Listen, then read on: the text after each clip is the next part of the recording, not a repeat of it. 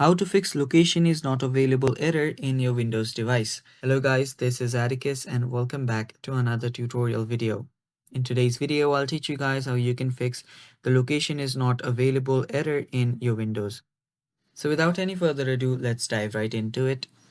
First step is open up your local disk. After you open up Windows from that folder.